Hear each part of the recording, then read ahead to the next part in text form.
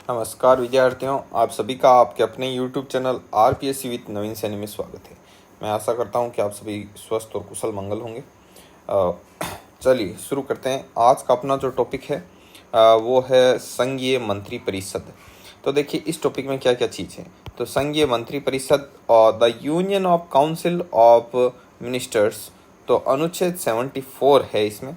वो कहता है कि राष्ट्रपति को सहायता वे सलाह देने के लिए एक मंत्री परिषद होगी जिसका प्रधान पीएम होगा। पहली बात, मंत्री परिषद का प्रधान कौन होता है? पीएम।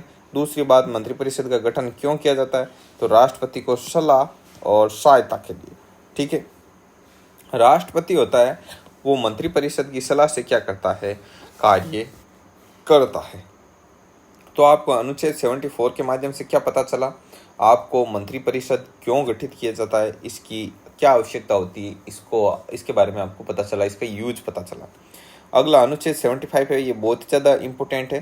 तो अनुच्छेद 75(1) है, वो क्या कहता है कि पीएम की जो नियुक्ति है वो राष्ट्रपति करेगा तथा अन्य मंत्रियों की नियुक्ति पीएम की सलाह पर राष्ट्रपति करेगा।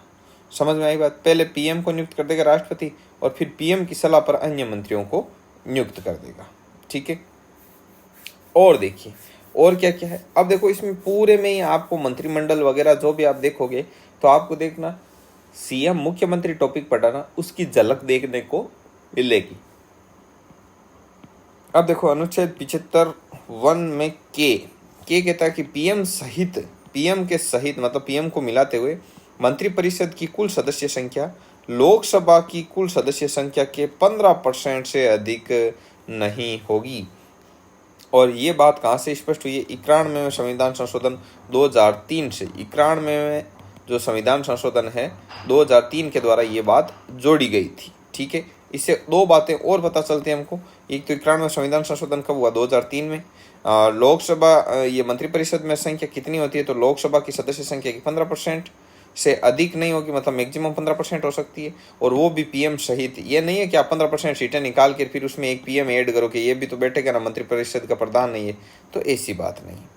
और वर्तमान में अधिकतम जो 82 सदस्य हो सकते हैं, ये भी चीज़ ध्यान में रखना, ये भी इम्पोर्टेंट है।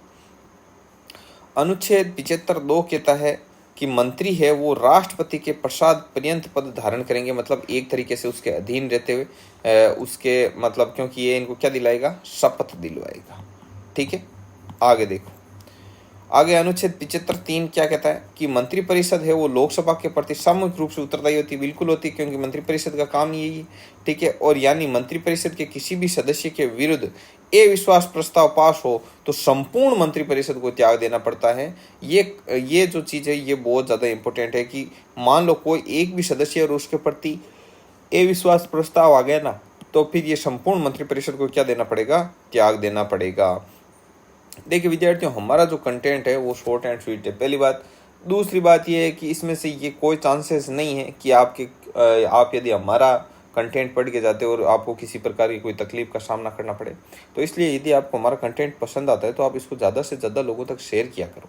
ठीक है, क्योंकि आपके शेयर पर ये डिपेंड करता है कि हम कितने लोगों तक पहुँचेंगे। तो आप हमारा सहयोग ज़रूर से ज़रूर कीजिएगा। यदि आप ज़्यादा लोगों तक नहीं करें तो कम से कम 2-3 लोगों तक तो कर ही दीजिएगा। आगे देखो, अनुच्छेद है 75(4), ये कहता है राष्ट्रपति द्वारा मंत्रियों को पद और गोपनीयता की क्या दिलाई जाती है? शपथ।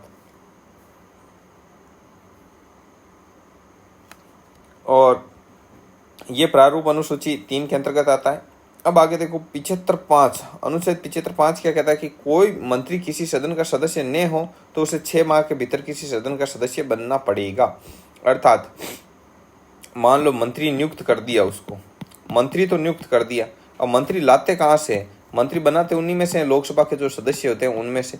तो क्या ये बाध्यता है कि वो सदस्य होना ही होना चाहिए? नहीं, ऐसी कोई बाध्यता नहीं है कि वो सदस्य हो ही हो। लेकिन मंत्री तो उसको बना देंगे, लेकिन उसको 6 माह में किसी भी सदन की जो सदस्यता है वो ग्रहण करनी पड़ेगी। समझ में आई बात? आगे देखो, मंत्रिपरिषद का कार्यकाल निश्चित नहीं है।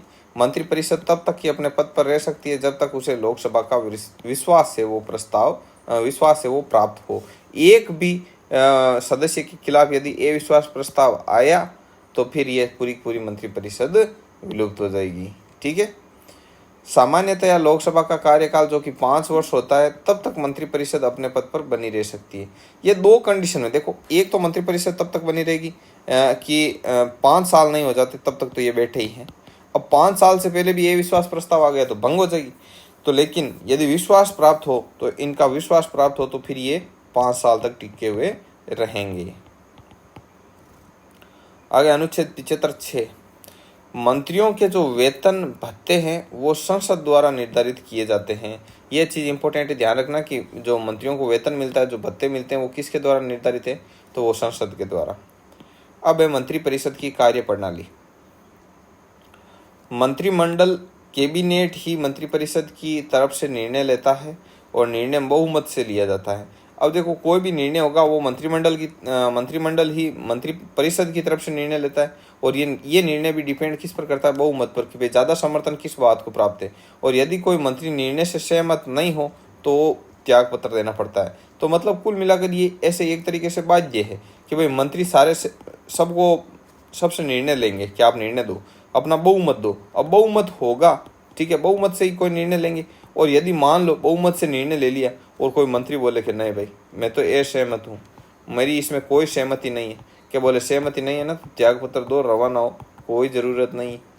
समझ में आई बात? ऐसा है। अब देखो, कानून है तो भाई रूल के हिसाब से होगा सारा काम। अगला है मंत्रिपरिषद का गठन। तो मंत्रिपरिषद का गठन कैसे होता है? पीएम सहित सभी प्रकार के मंत्रियों, कैबिनेट के, राज्य के, उप मंत्री सारे के समूह को क्या कहा जाता है? मंत्रिपरिषद कहा जाता है। और मंत्रिपरिषद पीएम, कैबिनेट मंत्री, राज्य मंत्री व उप मंत्री का सामूहिक नाम है। तो आपसे कोई पूछ ले कि मंत्रिपरिषद में कौन कौन होते हैं, तो बोलना कि एक पीएम होते हैं, एक कैबिनेट मिनिस्टर होते हैं, जितने भी कैबिनेट वाले मंत्री होते हैं वो होते हैं, एक राज्य मंत्री होते हैं, ठीक है, और राज्य मंत्रियों के साथ ही साथ एक और क्या होते हैं, एक उप मंत्री भी होते हैं। तो ये बात है, ठीक है। आगे देखो, जबकि मंत्रिमंडल में केवल और केवल कैबिनेट मंत्रियों का एक समूह होता है, ये फर्क है। मंत्रिपरिषद है तो मंत्रिपरिषद में तो आपको पीएम भी मिलेंगे, कैबिनेट मंत्री भी मिलेंगे, पीएम, कैबिनेट मिनिस्टर, सीएम, और जो राज्य के जो ये राज्य मंत्री हैं, ठीक है, ये भी मिलेंगे आपको, और साथ ही साथ आपको उप मंत्री भी मिलेंगे। लेकिन जो आपका मंत्रिमंडल है उसमें सिर्फ और सिर्फ कैबिनेट मंत्री देते हैं, ठीक है। तो ये बात इंपॉर्टेंट है, इसको थोड़ा सा आपको ध्यान में रखना है, ठीक है विद्यार्थियों। तो इसको कर देते हैं रब। अब आगे बढ़ते हैं। मंत्रियों के 3 प्रकार होते हैं। अब कईयों को पता नहीं रहता कि क्या क्या होते हैं, कैबिनेट मंत्री क्या है, संबंधी इसका क्या काम है, तो ये देख लेना आज। मंत्रियों के 3 प्रकार होते हैं, कैबिनेट मंत्री और मिनिस्टर ऑफ स्टेट, राज्य मंत्री, उप मंत्री, डिप्टी मिनिस्टर। अब इसमें पहला है कैबिनेट मंत्री।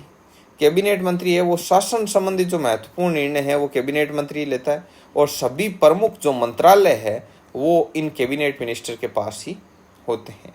आर्टिकल 352(3) का भाग जो 3 है वो मंत्रिमंडल शब्द से संबंधित है, मतलब मंत्रिमंडल शब्द का वर्णन यहाँ मिलता है आपको, और ये भाग है वो 44वें संविधान संशोधन द्वारा 1978 में जोड़ा गया। अगला है राज्य मंत्री। राज्य मंत्री 2 तरीके से, स्वतंत्र प्रभार और राज्य मंत्री।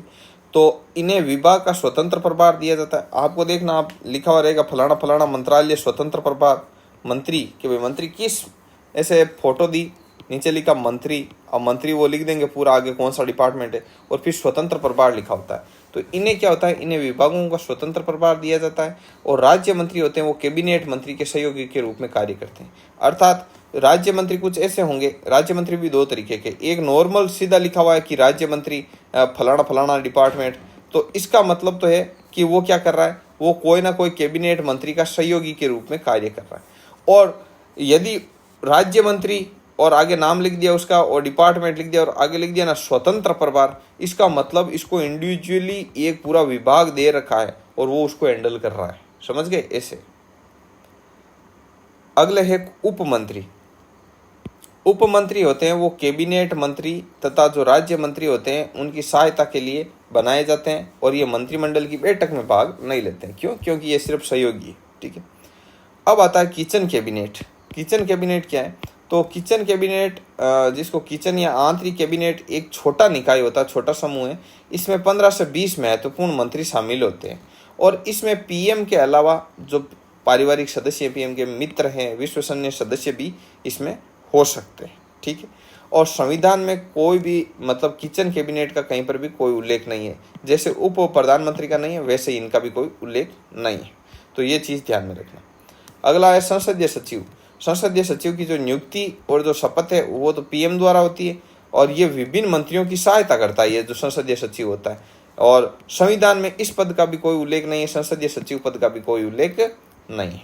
ठीक है विद्यार्थियों, तो ये आज का अपना टॉपिक था संघीय मंत्री परिषद, जिसका हमने अध्ययन किया। ये 4 पेज की पीडीएफ है जो कि आप टेलीग्राम पर प्राप्त कर सकते हो। टेलीग्राम चैनल का लिंक डिस्क्रिप्शन में दे रखा है। इसके अलावा इंडियन पॉलिटी की पीडीएफ यदि आप एक साथ परचेज करना चाहते हो तो डिस्क्रिप्शन खोलो, सबसे नीचे इंडियन पॉलिटी वगैरह आपको दिख जाएगा, उससे आप ये पीडीएफ ले सकते हो और अन्य इंक्वायरी के लिए आप हमसे संपर्क कर सकते हो। ठीक है विद्यार्थियों, वीडियो पसंद आता है तो अपने अन्य मित्रों के साथ भी इसको शेयर करें। धन्यवाद, मिलते हैं नेक्स्ट वीडियो में।